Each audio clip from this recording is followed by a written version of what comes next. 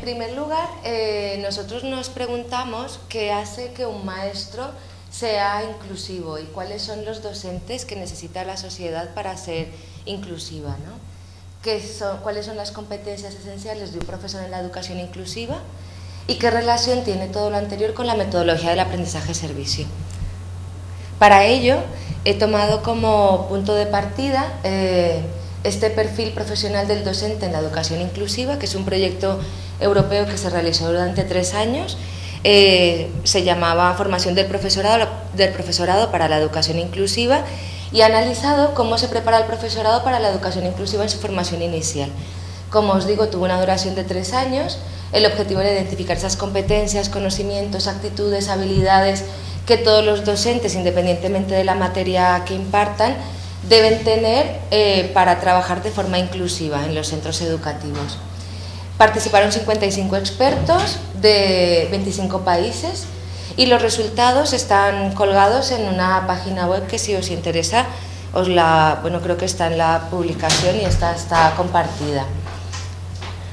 A partir de los hallazgos de este estudio, destacan 4 valores en la enseñanza y el aprendizaje como base del trabajo de los docentes inclusivos. Es decir, ellos, a través de este informe, nos proponen un perfil de cómo debemos fundamentar la formación del profesorado para que éste sea cada vez más inclusivo y responda mejor a las necesidades de una sociedad cada vez más diversa. Valoraron que eran 4 los valores o los aspectos que tienen más peso en la formación del profesorado inclusivo. Valorar en positivo la diversidad del alumnado, y en este sentido son 2 aspectos importantes, tener diferentes concepciones de la educación inclusiva y tener un punto de vista de los docentes sobre estas diferencias, es decir, pues docentes que piensan que las diferencias de los estudiantes son un valor positivo en el aula. El segundo punto es apoyar a todo el alumnado. Son docentes que esperan lo mejor de todos sus alumnos y que, por tanto, promueven el aprendizaje académico, práctico, social y emocional de todos los estudiantes, y enfoques educativos que sean heterogéneos, efectivos en clases heterogéneas, es decir, que hacían uso de metodologías que permitían englobar a grupos heterogéneos. El tercer punto que encontraron que tenían como competencia los docentes inclusivos era que sabían trabajar en equipo y que, por tanto, era importante fundamentar la formación de profesorado inicialmente también en el trabajo en equipo. Aprender a colaborar, a trabajar en equipo, pues son aspectos esenciales. Tanto trabajar con padres y familias como trabajar con un amplio número de profesionales de la educación. Y por último, destacaron el desarrollo profesional permanente del profesorado, es decir, eran maestros y maestras que estaban preocupados por la formación permanente y que, por tanto, veían en la docencia una actividad de aprendizaje y ante la cual tenían que tener la responsabilidad de seguirse formando. Estos docentes son profesionales que quieren y que deben reflexionar sobre su práctica educativa y la formación inicial del profesorado como base de un aprendizaje de desarrollo profesional continuo, no solamente quedarse allí, sino seguir un proceso de reciclaje continuo. Esto respecto a lo que el informe plantea que debe ser un docente inclusivo. Cada uno de estas competencias, como sabéis, una competencia es una suma de 3 aspectos: habilidades, conocimientos y actitudes. Cada una de estas competencias pues posee rasgos de estos 3 factores. Y ahora voy a pasar a hablar un poco del aprendizaje-servicio. No sé si alguno de vosotros tenéis ya relación con esta metodología, conocimiento, la habéis usado o habéis sido partícipes de algún proyecto de este tipo. El aprendizaje-servicio, para el doctor Andrew Furco, director del Service Learning Research and Development Center de la Universidad de California, dice que el aprendizaje-servicio es una pedagogía de enseñanza por la que los estudiantes adquieren una mejor comprensión del contenido académico, aplicando competencias y conocimientos al beneficio de la sociedad. Como sabéis, el aprendizaje-servicio mezcla los contenidos pedagógicos con un servicio, ¿no? En el libro Aprendizaje-Servicio, Educación y Compromiso de Grao, los autores reconocen que es una metodología que combina en una sola actividad el aprendizaje de contenidos, competencias y valores con la realización de tareas de servicio a la comunidad. El aprendizaje-servicio parte de la idea de que la ayuda mutua es un mecanismo de progreso personal, económico y social mejor que la persecución obsesiva del proyecto individual, ¿no? Del provecho individual. Por tanto, la propuesta educativa del aprendizaje-servicio parte de estos aspectos, la solidaridad y la participación ciudadana activa, además de ser contenidos de aprendizaje, pueden ser una manera innovadora de aprender. Y asimismo nuestros alumnos adquieren competencias, habilidades y modifican actitudes. Desde el grupo de personas que promovemos el aprendizaje-servicio en la Facultad de Educación, hemos intentado introducir en las asignaturas proyectos de aprendizaje-servicio que nos permitan desarrollar esta idea, porque desde el momento en que la conocimos, en mi caso en el 2010, pues me dejó cautivada, ¿no? Y entonces vi allí una respuesta a muchas de las cosas que yo quería hacer en la asignatura, y el aprendizaje-servicio daba forma a aquello que yo quería trabajar con mis alumnos. Entonces, aquí veis algunas imágenes de aquellos proyectos que hemos desarrollado en la Facultad de Educación, dentro de muchos otros, y que yo he tomado como referencia para esta comunicación, pero que solamente son la muestra de unos pocos.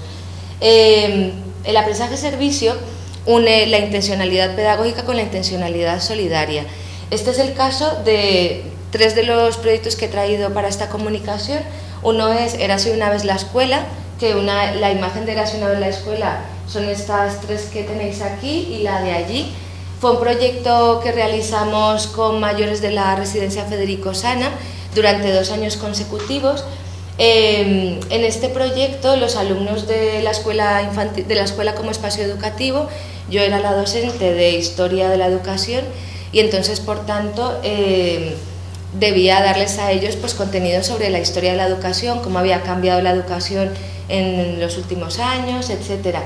Me daba cuenta que esos contenidos teóricos pues muchas veces se quedaban en simplemente contenidos que no tenían mucho sentido para ellos. Entonces se me ocurrió que, trabajando con mayores que habían vivido en su infancia los aspectos y las características de las escuelas que yo les estaba contando a nivel teórico en clase, pues podían interactuar y, a través de una relación intergeneracional, hablar sobre la escuela, ¿no? La escuela que fue y la escuela que quieren que sea en el futuro. Los alumnos al principio pues les impactó mucho, como os podéis imaginar, son alumnos que están cursando grado de maestro de primaria y que, por tanto, lo que quieren es trabajar con niños, no con mayores, ¿no? No veía mucho sentido en aquello de ir a residencias de mayores. Finalmente los convencí, porque tengo algo de poder, ¿no? Desafortunadamente los docentes pues tenemos este lugar. Y entonces lo que hicimos fue que formamos grupos y tenían que destinar parte del tiempo de trabajo práctico a compartir con estos mayores. Durante el tiempo que pasaban con los mayores, la misión principal que tenían que conseguir era conocer cómo había sido su infancia, cómo había sido su escuela, el horario, cómo funcionaban las asignaturas, a qué jugaban, ¿no? Todos este tipo de cosas, cómo eran sus escuelas, si era una escuela rural, una escuela urbana, y hablaban sobre esos conceptos de escuela. Posteriormente, los alumnos creaban una línea del tiempo, que la creaban en una aplicación informática, donde incluían los aspectos que veíamos en clase junto con los aspectos que les contaban los mayores. Y finalmente, en todos los proyectos de aprendizaje-servicio, después, cuando terminamos todo el proceso, es muy importante la celebración. Y para nosotros fue traer a los mayores a la universidad y compartir con ellos un día lúdico. Y ya veis que mis alumnos sacaron las guitarras y todo, ¿no? Les enseñaron las pizarras digitales, ¿no? Que además, os cuento una curiosidad, un abuelo dijo: ¿se puede pintar con la nariz? O sea, tenéis pizarras digitales, sabéis que se puede. Entonces fue curioso porque los abuelos se sintieron otra vez niños y mis alumnos pues pudieron disfrutar mucho de esa jornada. Otro de los proyectos que llevamos a cabo es en la escuela como espacio educativo. En la escuela infantil como espacio educativo realizamos materiales didácticos basándonos en necesidades reales de centros educativos, ¿vale? Entonces allí el contacto lo realizamos con centros educativos. Ya veis que son poblaciones muy diferentes. En un caso el aprendizaje-servicio se realiza con mayores, en otro con maestros y maestras que nos dan sus necesidades y nosotros intentamos cubrirlas desde la asignatura, necesidades de material didáctico, de orientación, ¿no? Y luego la última propuesta es, que traía a colación para esta comunicación, era una que realizamos en la asignatura Educación Social e Intercultural, en la que el colectivo con el que realizamos el aprendizaje-servicio son las entidades sociales de Zaragoza principalmente. En este caso nos ponemos en contacto con la Federación Aragonesa de Solidaridad y con la Coordinadora Aragonesa de Voluntariado. Ellos realizan un mercado de necesidades con sus entidades sociales y las entidades sociales nos trasladan a nosotros estas necesidades y desde la asignatura los alumnos por grupos pues intentan dar respuesta a las necesidades. Como os podéis imaginar, pues cualquiera de estas tres experiencias que os cuento, que son con tres colectivos muy diferentes, enriquecen un montón. Para mí enriquecen muchísimo la asignatura. Mis alumnos ganan muchísimo más de lo que hubiesen ganado si hubiésemos tenido trabajos netamente teóricos, y por otro lado el contacto que tenemos con la realidad es mucho mayor, ¿no? Los alumnos ganan en un montón de competencias que casi que son inconmensurables, ¿no? Butler apunta que la rápida extensión del APS en el contexto universitario responde a que ya muchos colectivos y educadores que estábamos haciendo cosas, pues esto viene a darle un poco forma a aquello que veníamos haciendo con la comunidad, ¿no? Desde las titulaciones relacionadas con la educación ha sido clave. A nosotros nos ha venido bien, ya acabo, a nosotros nos ha venido muy bien porque nos permite basar en la reflexión educativa nuestra práctica docente. Simplemente para terminar, aquí está. Volviendo a las competencias del perfil inclusivo, pues como habéis visto en los ejemplos que he dado, a nuestros alumnos el aprendizaje-servicio les ha permitido reflexionar sobre la práctica docente, que es una de las competencias del docente inclusivo, participar de forma activa junto con otros colectivos, conseguir aprendizajes significativos a todos los niveles y aprender sobre la reciprocidad, que yo creo que en nuestras profesiones de tanto carácter social es fundamental. Y esto ya me lo dejo y gracias por vuestra atención.